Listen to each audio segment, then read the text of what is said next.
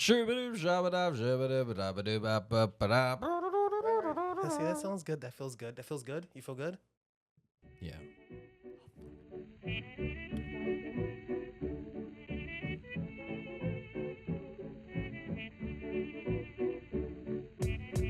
Hello, everyone, and welcome to a fantastic episode of Was That in Good Taste presents Behind the Bar. We're exploring the rich depth history of a fantastic cocktail that we have come up with today.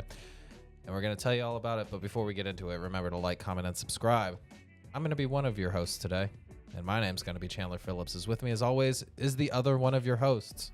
James Beery. Hi, hello, my people, my friends. Today we're going to be trying an interesting cocktail brought to you by Was That in Good Taste. Remember, if you like what you see, remember to like, comment, and subscribe because we can't do it without you. And I wouldn't want to. Chandler? Yeah. Yeah, we got some fun things that we're trying today. If you can see the cocktail that we have, it looks intense. It's dark, it's stormy. It's not a dark and stormy. It's actually a variation of a somewhat recently developed cocktail called the Trinidad Sour, which was developed in 2009 by Giuseppe Gonzalez for the Clover Club bar here in Brooklyn, New York. Oh, I've actually heard of that place. Oh, And the inspiration from that came from another award-winning bitters prominent cocktail called the Trinidad. What was it? The Trinidad Especial, developed by Valentino Bolognese. meaty. Which that is an award-winning cocktail that inspired what we have today, which is the. What do we call it? I don't know what we're It gonna should be call punny. It should have the pun should be with ube. I don't. You say ube like Bob's Burgers. Mm, Ube of the day. it could be. Well, here's what's in it, cause Ube. ooh, I got nothing. Maybe by the end of the episode, I'll have figured out what a great name for this will be. But until then, you just keep throwing names at the wall and hoping something sticks. And I'll be there to either give a thumbs up or thumbs down on it. Ube. Not a fan of that one. That one just that one seems like one of those like when a hamburger place has like too fun of names and you're just like, I don't want to have to say like this So you're saying cocktail names shouldn't be like Fall Out Boy songs? exactly. When I walk into the bar and I say ube, you say yay. Correct. That's the name of the cocktail. It's a bit too much. Can I tell you my like original? even a fuzzy navel is a bit like we're getting to too many syllables. I don't know if you remember, but my original idea for all the titles of the episode were all long and odd, like Fall Out Boy songs. Like My Cocktail Knows What You Did in the Dark. I remember that fleeting idea. It's hard. So let's get into what's actually in this drink. It's a pretty interesting one because it uses bitters as its central spirit. Angostura Bitters, which we'll get into a little bit of the history of Angostura and yada yada. But it's a cocktail where it's ounce and a half of Angostura Bitters, which is an intense spirit to have as your main thing. And then we do a half ounce of a rye whiskey, and then the original is then an ounce of orgeat syrup, which is a sweetened syrup made with almond milk, sugar, a little splash of brandy sometimes, and then what else is in it? Usually like orange blossom water, or orange rose. water, or you can use rose water. It's traditionally found in things like a Mai Tai. It's like a tropically kind of nutty, also they sell it in a bottle. Mhm. The orgeat in a bottle is a little different, but it's also nutty. It's a little bit more shelf stable in a bottle. Yeah. I should have got some of that. What is it? Xanthan gum, and put that in this. But anyway, so I decided to make a house-made orgeat that is really not an orgeat at all. It's something completely different. But we're gonna go ahead and call it an ube orgeat for shits and gigs. And so that's gonna be. I used almond milk and then toasted coconut in a saucepan. Then poured the almond milk in with it, and then dissolved equal parts of that milk of sugar into it to make a syrup. Then added a little bit of ube extract, and then hibiscus water. And so you can kind of see the parallel, but there's really it's a zhuzhed up version of it. And then the last but not least part is you use a freshly squeezed lemon in the recipe. And James, I had tried a couple different experimentations with a couple different ube orgeats, and some of them hit, some of them missed. I thought like, oh, maybe in like an espresso martini kind of deal, this could do something interesting. I thought, I tried doing a coconut milk based syrup, and it just didn't have that nutty depth that I wanted from it. So I want to know, what do you think of the cocktail? What do you think of the syrup? And am I good? Am I good? Wow. Just say. Oh man. Okay. So you took a popular, well-known cocktail and you added your own twist to it, and I think this is beyond successful. This is delicious. The main thing I like about it, it has a very interesting and creamy mouthfeel. It's not like thick, and gloopy, but as you drink it, it kind of coats the palate nice. It's definitely bitter at the end as a drink where the primary liquoring in it, the liquoring agent is bitters, Yeah. but there's like the sweetness, the fresh lemon juice, Makes it pop. especially because it's fresh. It had to be fresh. The one in the bottle, I think it's fine for like daiquiris and stuff like that. But like really fresh lemon juice, especially those lemons, they were nice. They were juicy. Good looking lemons. They're ripe. The juice is nice and sweet. Now, the ube part. I am getting a slight earthiness. Mm-hmm. I did not taste the ube extract on its own. So I don't know what that tastes like. But what I'll say is I'm getting sweetness, creaminess, a slight earthiness, and it all seems to be tied together with the right amount of acid. Yeah. I don't know if the ube is the thing that's elevating this, right? I don't know, but I know that this particular combination is absolutely A+. Yeah. This is fucking delicious. And I'm going to be honest, I was a little concerned about I was trying to put on a brave face, But you were worried about the bitter. You accused me. Wow. I'm trying to be brave. I'm trying to be confident. Hold on. Someone get this guy a flat white surface because he's projecting.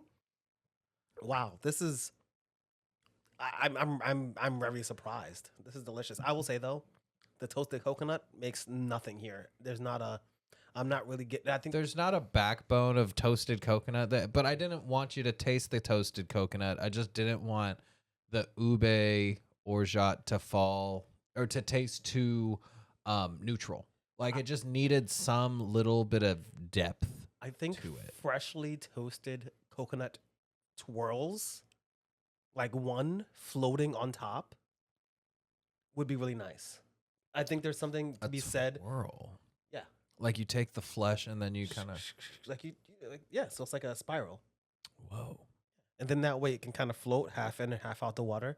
And then would you just like hit it with or would you like toast it like roasty toasty? I have to do a little bit of testing, but I think I might just toast it. Yeah.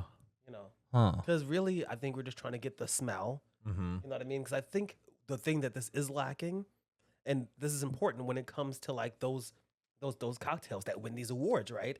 It's about how it looks. One problem, okay, like if we try to do that, a little too much ube extract. A little too dark. Yeah, I went a little heavy handed because ube is a delicate flavor. If you don't know what it tastes like, it kind of tastes like an almond biscotti.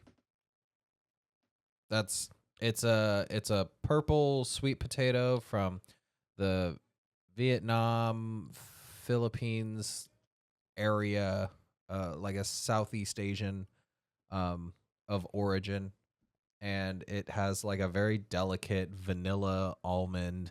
Like it looks purple, it tastes beige, which is really kind of had me questioning what to do with it. Now, I thought you'd really appreciate this cocktail for one because it has that little kind of bitter aftertaste, Yeah. kind of like a Negroni, and I know how much you like gross cocktails.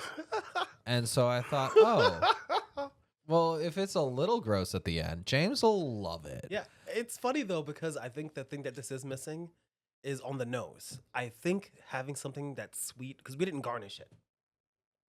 So, It says no garnish. It's I know they're saying that, but you didn't just make that cocktail. no. You know what I mean? So I'm not saying we didn't do anything wrong, but I think that like I would prefer. I like the idea of the toasted coconut, Mhm. right? I like it, and I actually want to keep it because I think that smell complements this. It does very well. Yeah.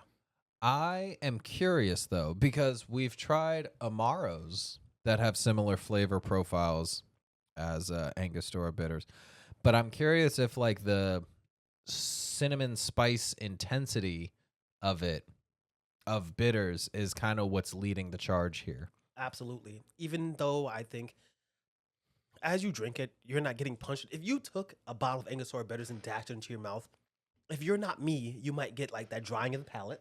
Yeah. It'd be like really bitter, like you took a bunch of spices.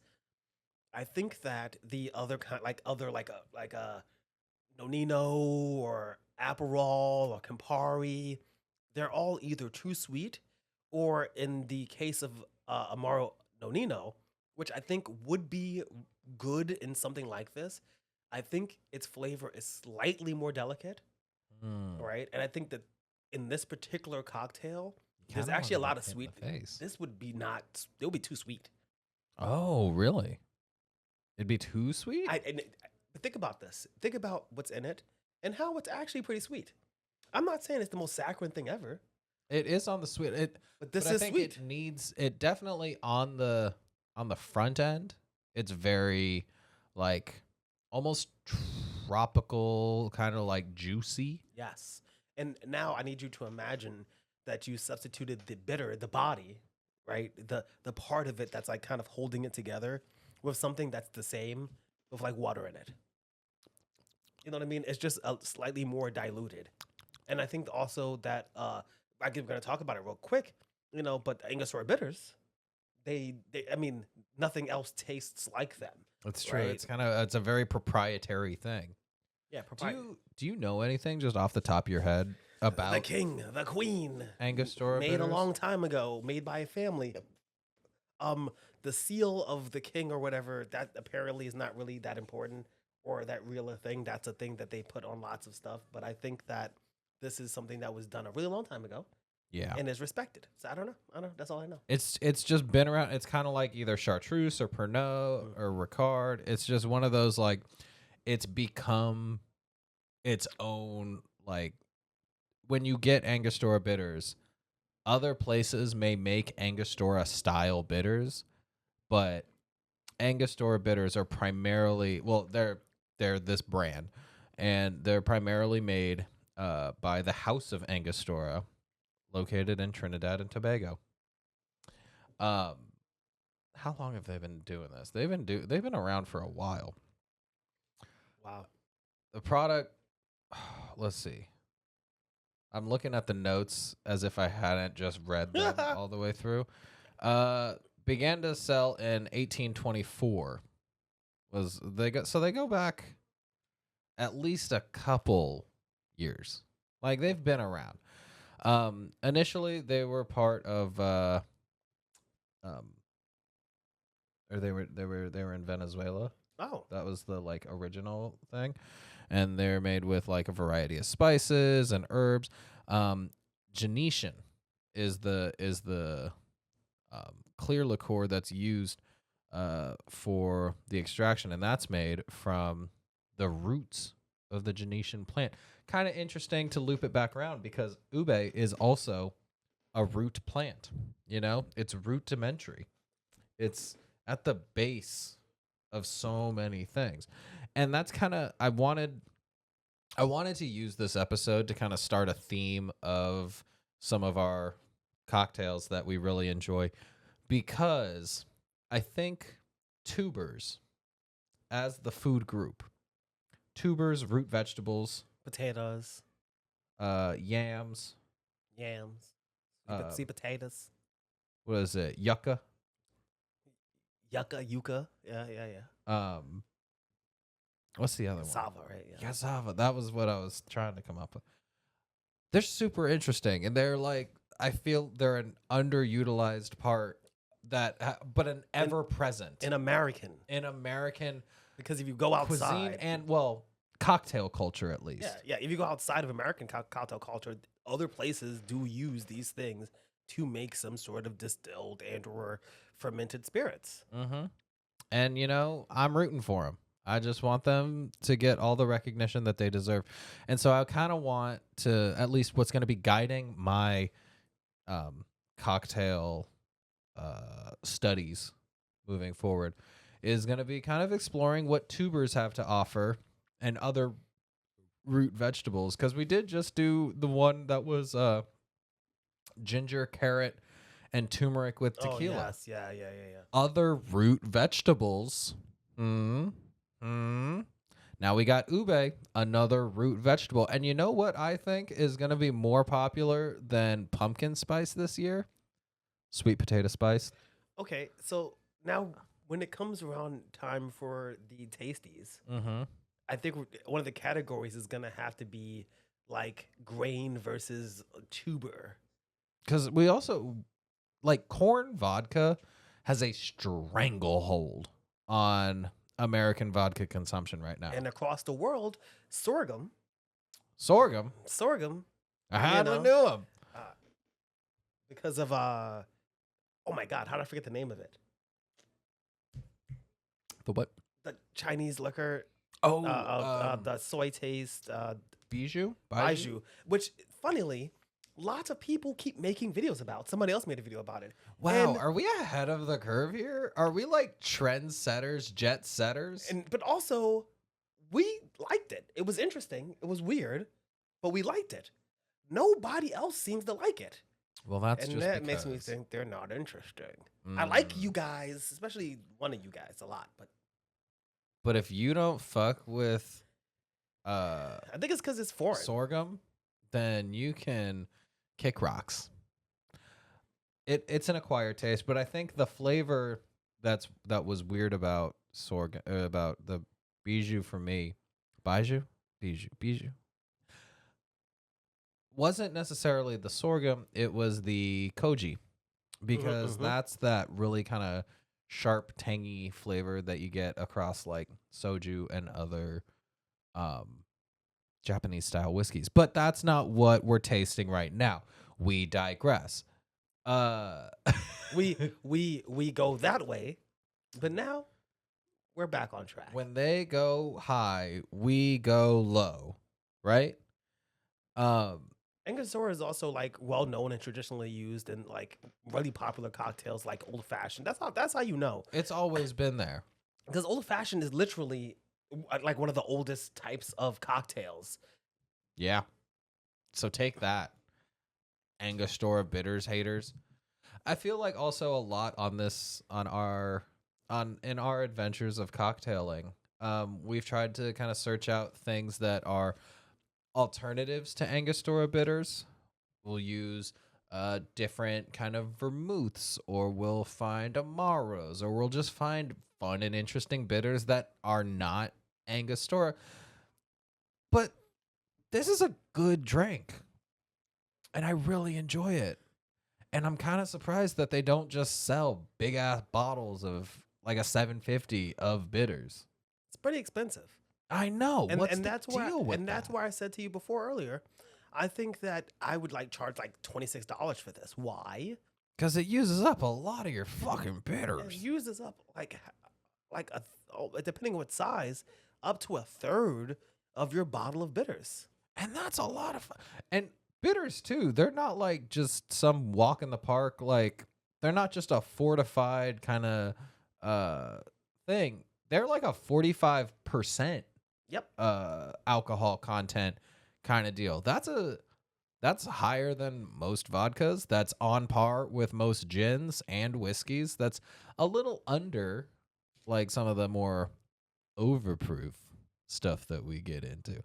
But that's still like not that's not a spirit to scoff at. This No. is a high ABV yield cocktail. I'm upset though because now that we've done this, I want to make other cocktails with Angostura bitters, but it's kind of too expensive.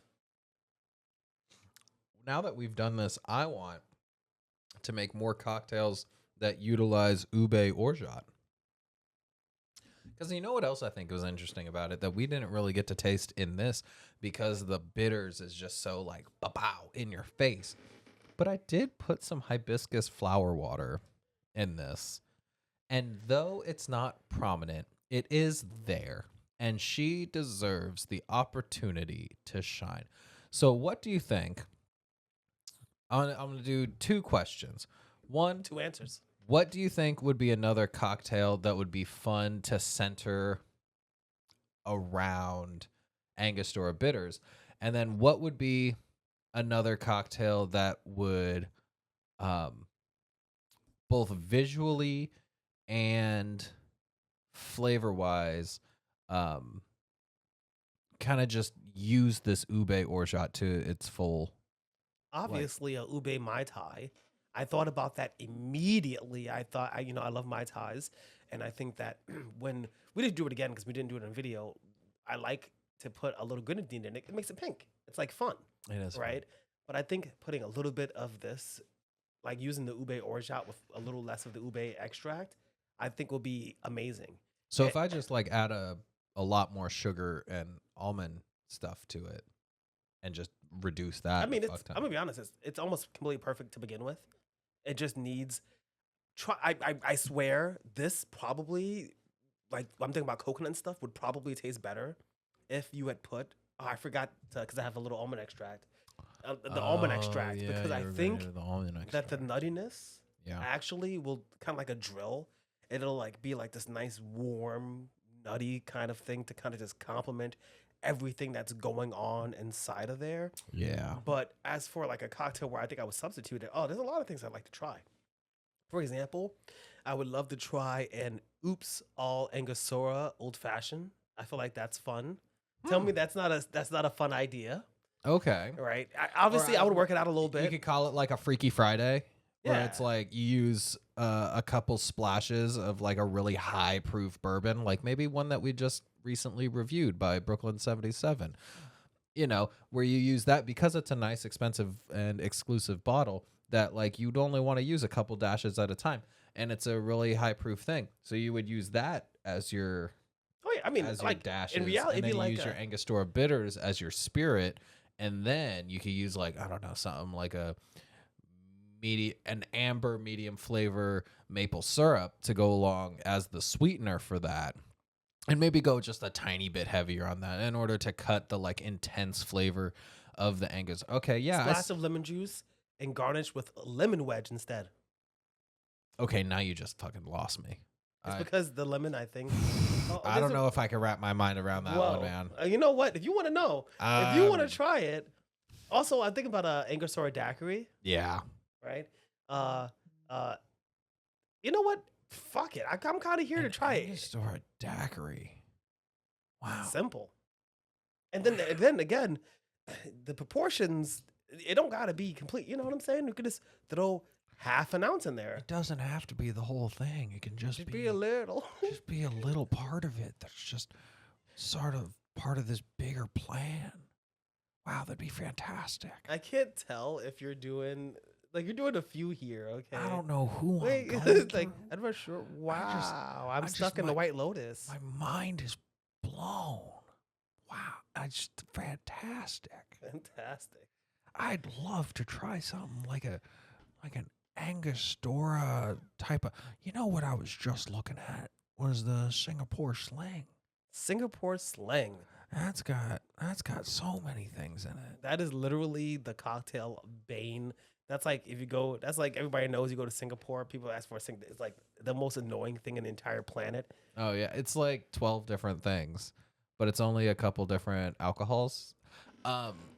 Which I think is even more frustrating because then it's like 12 different perishable items that you have to have on hand all the time. That's nice. That's so nice. That's hot. Oh, I love that.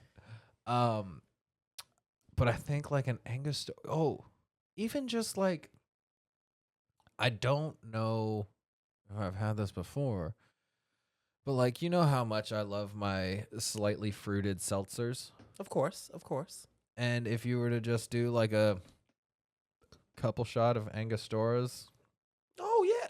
in a tall seltzy. I mean, let's begin because that's a very traditional way of using Angostura. If you don't believe me, I mean, like medicinally. yeah, take a few dashes, dash it into some seltzer. Very common. And that was like used as like that was actually part of its original thing. It was like a health tonic that they were like, we're gonna call it medicine and it's gonna get you fucked up.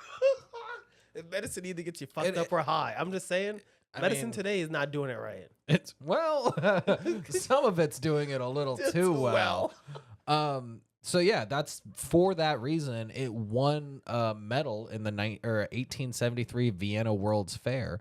And that's the thing that's on the label is the medal, and it shows Emperor Franz Joseph the First of Austria. Wait, when again? 1873. Okay. It was award winning. 1873. I won an award in 1993 for the best written letter. And and are you gonna use that as the forever symbol of forever your company for forever in perpetuity?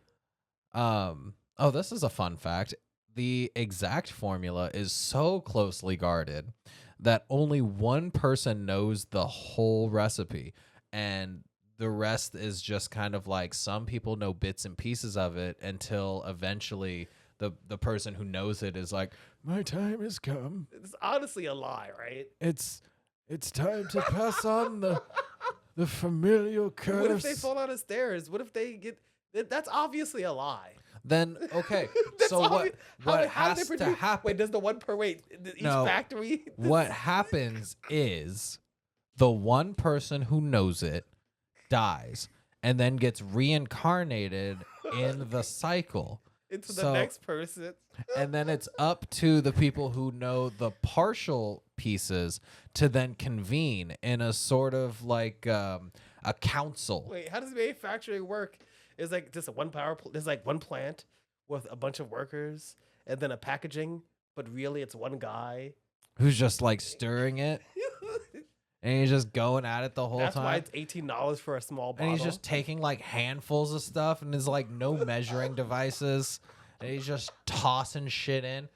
So then the council then has to go track down who the next keeper of the formula is. And then once the child has passed the tests, you see, they'll lay out a series of toys in front of them, each representing the different herbs and spices that are present in Angostura Bitters.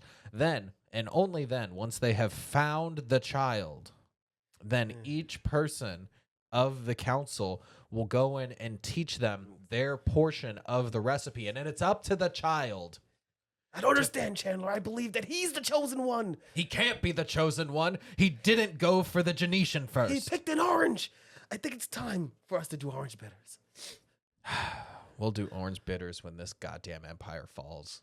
They have orange bitters now. They do have orange bitters. The empire fell. It was one of the old empires. This was actually a period piece. man, it's actually so interesting. I love Angostura Bitters. I'm so excited that we got to try this. This was great. This was really good. You know what I do? I agree with the whole Mai Tai, like as for to use. Oh yeah. As for to what, use. What for would you? ube. What would you swap it into?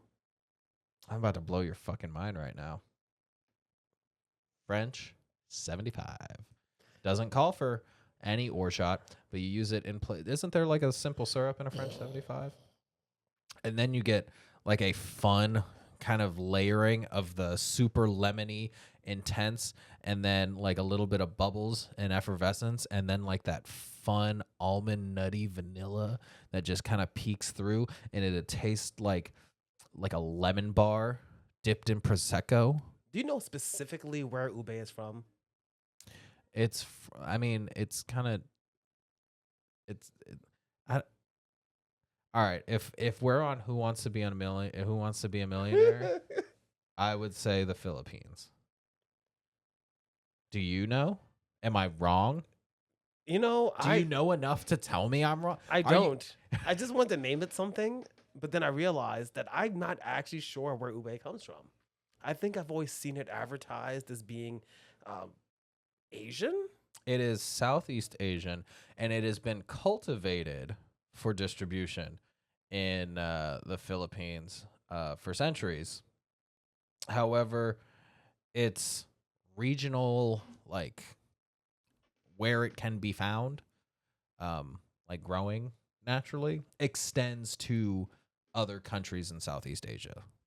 It's just like that's not their jam. It's not their yam. So we call it a Philly 75, but spelled slightly differently for Philippines. Oh, I like that. What's the what's the capital of the Philippines? Can I say that that's what I really wanted to do? Yeah. Is it? Oh, I don't want to guess because it's gonna be wrong. Can I get a first letter? M. M. Mm-hmm. M. M. I give up.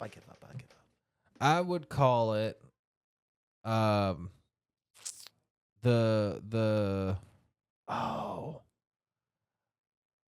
Manila Gorilla. Oh, the Thrilla in Manila. The Thrilla in Manila. It is the Thrilla in Manila. That's what it is. Yep. It's the Thrilla from Manila. It's the Thrilla from Manila. I love that. Yep. I like that one a lot. Okay. What would you That's what we're naming this now. That's what this drink is. It's no longer an ube Trinidad Sour yada yada yada. It's the Thrilla in Manila. I love that. We did it. That's it. Okay. We wow. said Damn. We said we would come up with the name for it by the end of the show. We have come up with the name for it. Thus marks the end of the show. Ding ding ding ding. In this corner, ube orgeat. And in this corner, Angostura Bitters. Your referee tonight, lemon juice. And judging the fight, rye whiskey. Thank you so much for listening to us and for learning a little bit about ube, orgeat, and Angostura. Thank you for teaching me, Chandler. Yeah, of course. Yeah, no problem, bud. Remember to tune in next week or whenever you want, really, because watch another one. Watch the next one. This has been Behind the Bar. I've been Chandler Phillips. I'm James. We really need to come up with like a closing thing. Yeah. Maybe just kind of trail off.